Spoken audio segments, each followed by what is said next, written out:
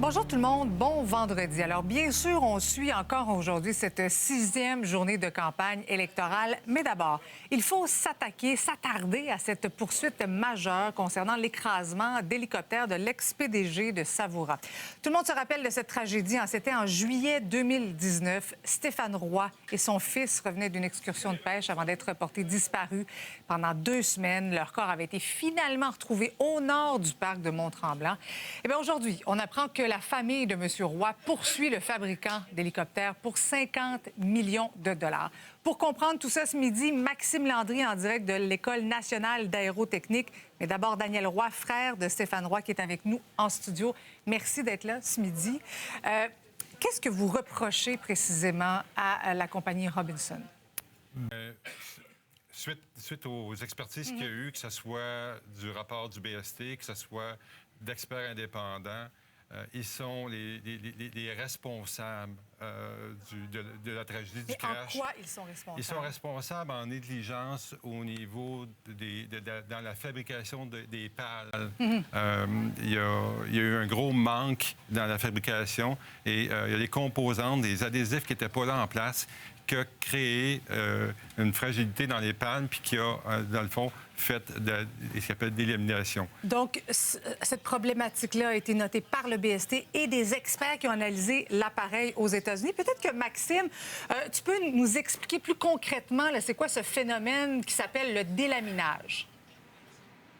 Oui, on est justement en direct de l'École nationale d'aérotechnique à Saint-Hubert pour vraiment comprendre le phénomène. Vous savez, les hélicoptères, ça repose d'abord et avant tout sur les pales, et les pales qui assurent donc la portance de l'appareil durant le vol. À l'intérieur d'une pale d'hélicoptère, ça ressemble ni plus ni moins, Marie-Christine, qu'à un nid d'abeilles. C'est de petites alvéoles.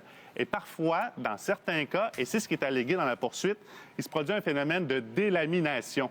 C'est ni plus ni moins que un peu comme si on prenait une orange et qu'on venait peler la pleure. Alors, quand ça survient comme ça ici, ce que ça fait, c'est que ça provoque des vibrations vraiment importantes, au point même où, dans plusieurs cas, et ça a été documenté, les pilotes perdent le contrôle de l'appareil et ça a conduit à de nombreux accidents. Monsieur Roy, vous aviez d'abord, au préalable, déposé une poursuite aux États-Unis. En Californie, c'était quoi, en 2021? En juillet 2021, oui. Puis pourquoi ça a été si long?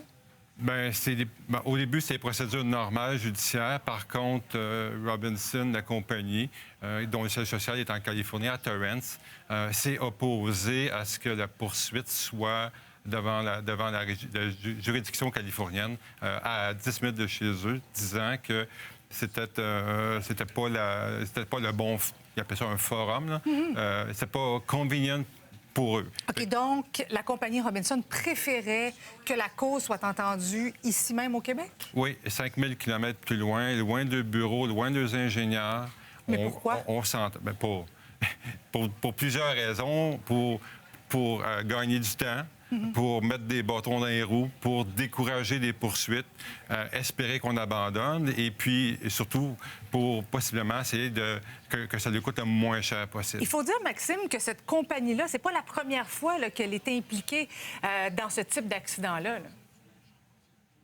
Tu as bien raison, Marie-Christine. C'est un phénomène qui remonte à il y a plus de 20 ans. Il y a eu des cas notés notamment aux États-Unis. Il y en a eu en Australie. J'ai retrouvé des cas en République dominicaine et ici aussi au Canada. Il y a même eu ce qu'on appelle des AD. Donc, c'est des directives de sécurité, donc des notes, des bulletins envoyés aux pilotes pour essayer de corriger la mesure. Et l'une de ces mesures-là, Marie-Christine, ça se passe avec un simple sou.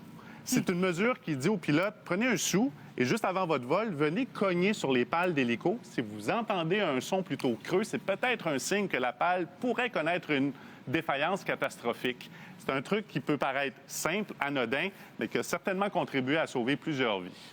Monsieur Roy, il faut aussi dire que dans le rapport du coroner, ce qu'on avait appris, c'est que votre frère et son fils étaient encore en vie également après l'accident. Oui. Le décès n'a pas été immédiat. immédiat.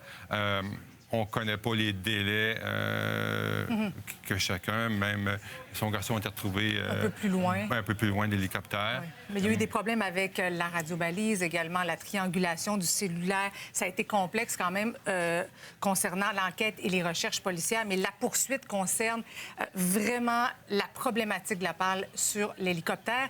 Quel est votre objectif derrière cette poursuite-là? Bien, pour nous, le fabricant d'hélicoptères est le seul responsable par sa négligence. Par sa négligence du décès.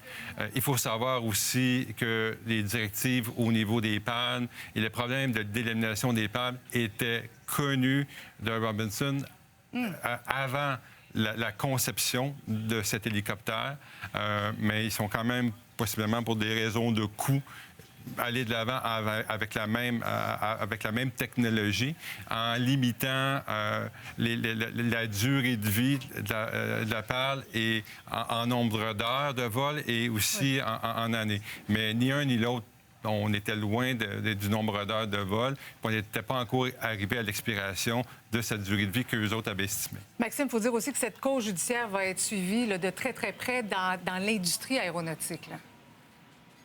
Ça, c'est sûr, Marie-Christine. Robinson, c'est le plus gros fabricant d'hélicoptères au monde. Actuellement, j'ai vérifié dans les bases de données de Transport Canada. Au Canada seulement, il y a 500 hélicoptères Robinson qui volent au moment où on se parle. Dans le monde, c'est plus de 10 000. Alors imaginez, si la poursuite va de l'avant, les répercussions que ça pourrait avoir, on parle ici de millions et de millions de dollars et certainement, évidemment, de vies qui sont en jeu.